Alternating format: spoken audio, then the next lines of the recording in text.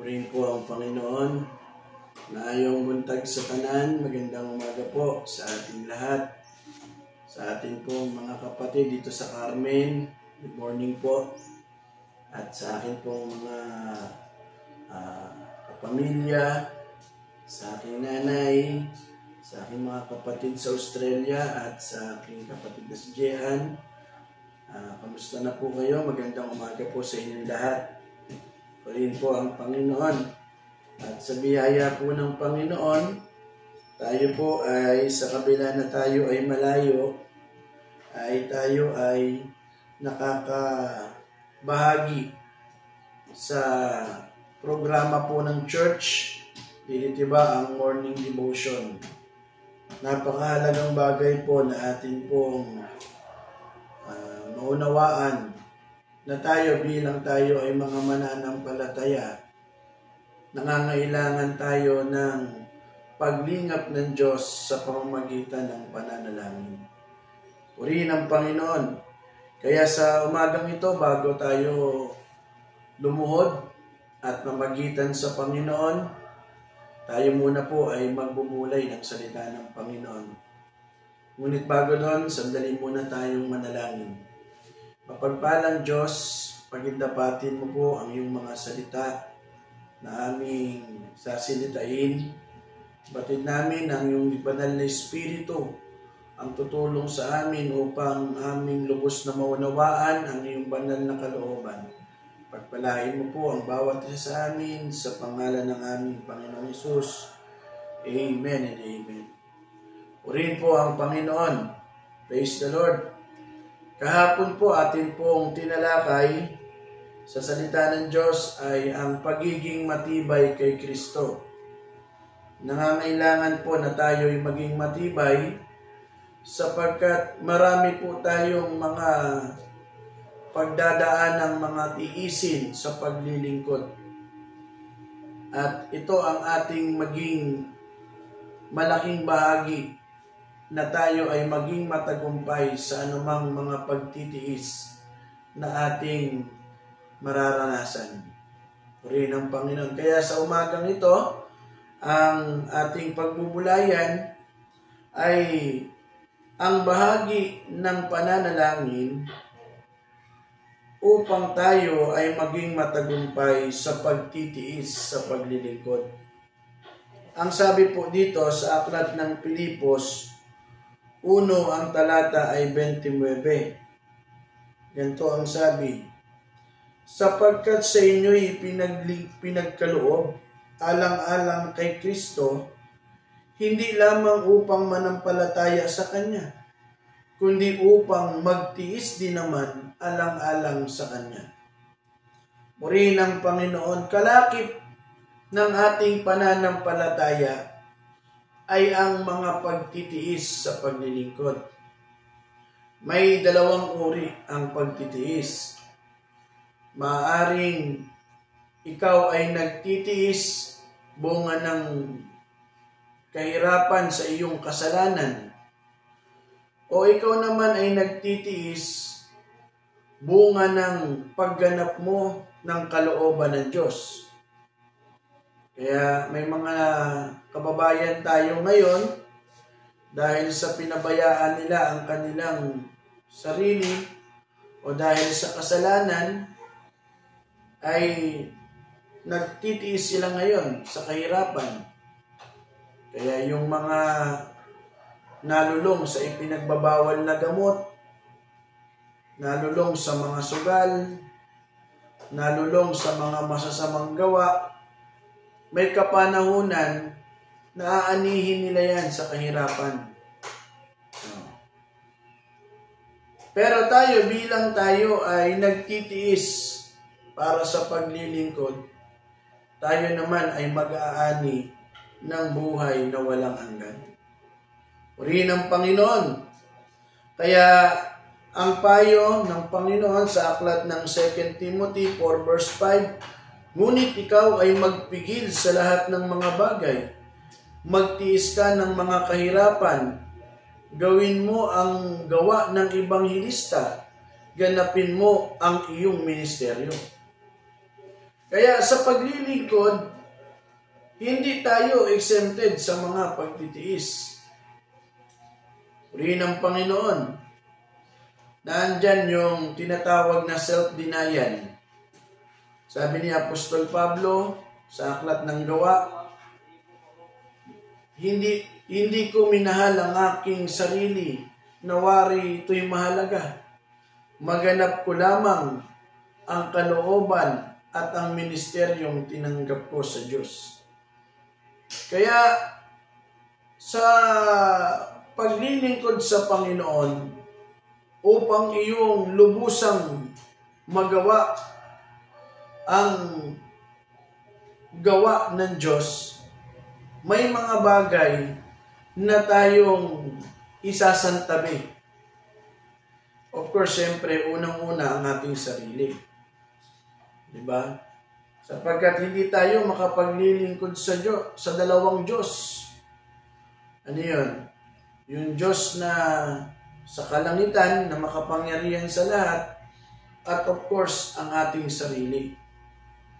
Kaya tayo, bilang tayo ay naglilingkod sa Diyos, may mga bagay na tayo ay nagtitiis ng may kahirapan, ng may mga pang-uusig.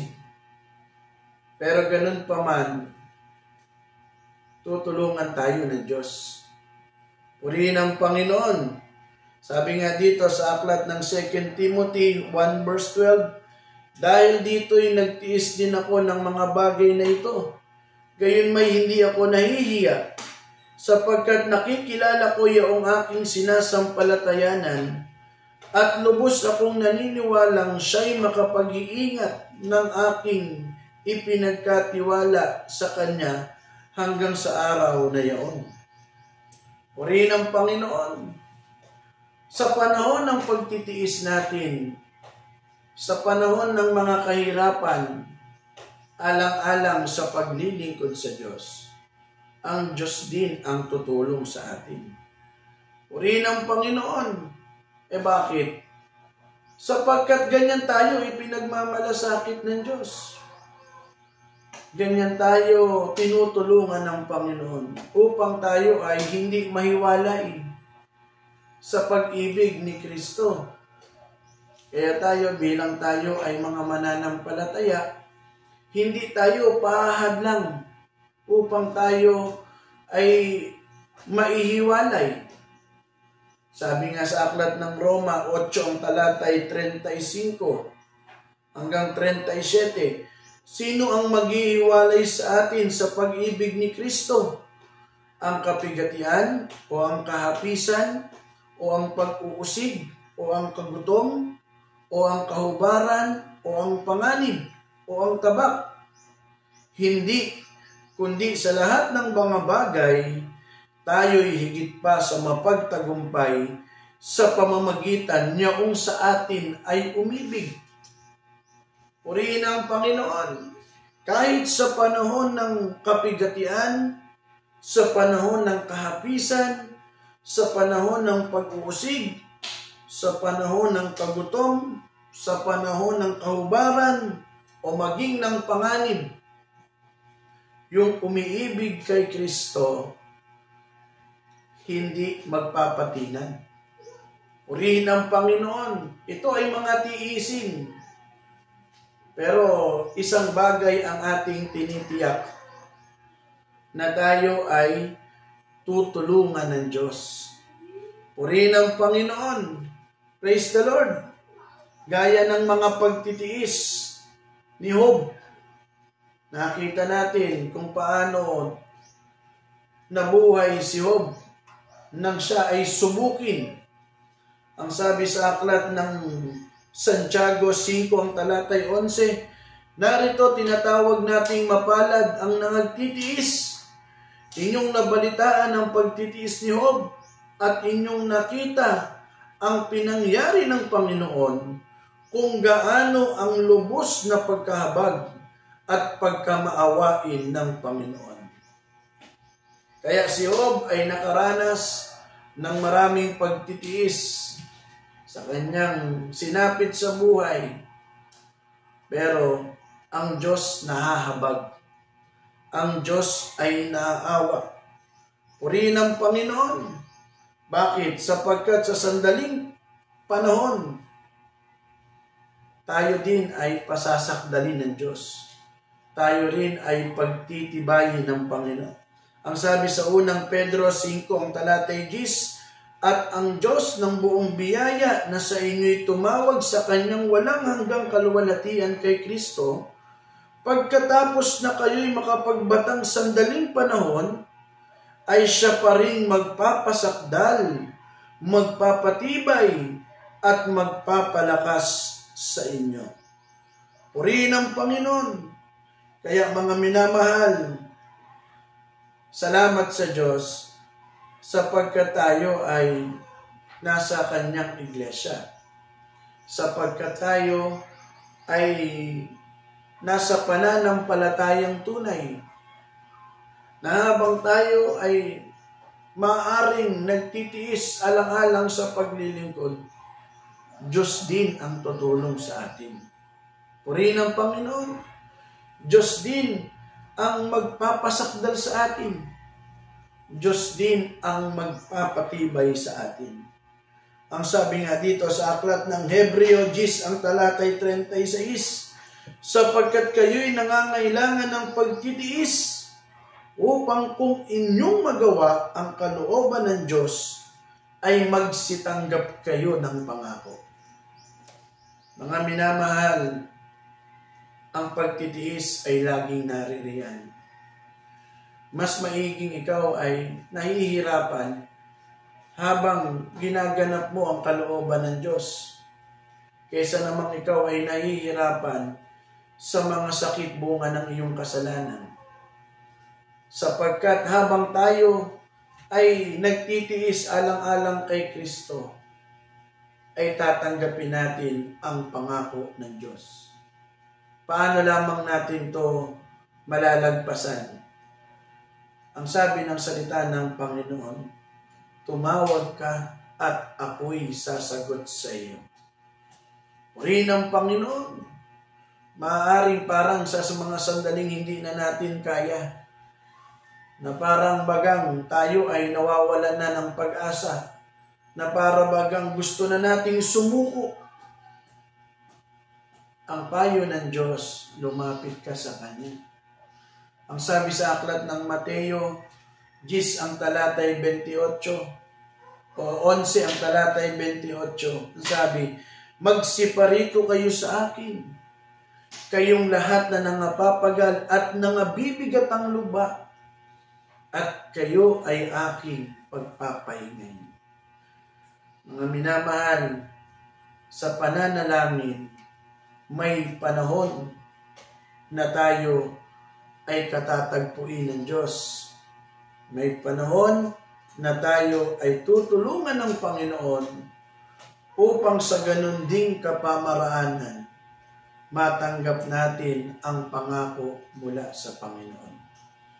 Kaya ang pananalangin ay isang kapangyarihan ng Diyos upang tumulong sa atin sa panahon ng ating pangangailangan. Purihin ang Panginoon. Tayo po ay sandaling manalangin.